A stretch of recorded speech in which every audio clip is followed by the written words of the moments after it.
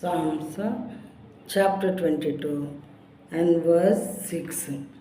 Chapter 22 and verse 6. But I am a worm and not a man, scorned by mankind and despised by the people. నేను నరుడను కాను, నేను పురుగును, నరుల చేత నిందింపబడిన వాడను, ప్రజల చేత తృణీకరింపబడిన వాడను. ఇక్కడ దావీదు మహారాజు గారు ఈ మాటలు పలుకుతున్నారు. ప్రియమైన వాళ్ళారా, అంటే ఆయన రాజయుండి కూడా మరి కొన్ని పరిస్థితుల వలన ఆయనకి అతని జీవితంలో ఎదురైనటువంటి పరిస్థితుల వలన ఈ రకంగా తగ్గించుకుంటూ ఉన్నాడు. రాజయుండి కూడా నేను నరుడను కాను, నరుల చేత నేను పురుగును, నరుల చేత నిందింపబడిన వాడను, ప్రజల చేత తృణీకరింపబడిన వాడను. బైబిల్ గ్రంథంలో మరొక చోట తను తగ్గించుకున్నవాడు హెచ్చింపబడును అని ఉన్నది. ప్రియమైన వాటారా, దేవుడు ఏ విధంగానైతే శిలువ మరణము వరకు ఆయన తగ్గించుకున్నారో, ఎంతమంది పనికి మాలిన వారైనటువంటి తుచ్చమైనటువంటి మానవులు, ఒక క్షణం నుండి మరో క్షణంలో చనిపోవటానికి అర్హులైనటువంటి మానవులు ఆయన ఎన్ని రకాలుగా హింసించిన ఆయన చాలా సహించారు.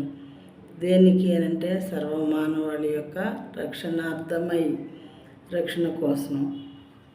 అయితే నేను నరుడను కాను, నేను పురుగును, నరుల చేత నిందింపబడిన వాడను, ప్రజల చేత తృణీకరింపబడిన వాడను అని ఎంతగానో తగ్గించుకుంటున్నారు. అయితే ఈయన రాజుండి ఎంతగా తగ్గించుకుంటూ ఉన్నాడు.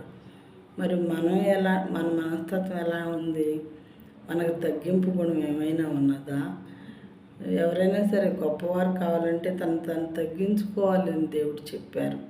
తగ్గింపు గుణం మనకున్నదా లేదా ఆలోచించుకోవాలి. ఎవరికి వాళ్ళమే మనం తగ్గినట్లు కనిపిస్తే మన మీదకు మనుషులు వచ్చేసి తిట్టడం, కొట్టడం చేస్తారు కదా అని చెప్పి కొంతమందికి భయం.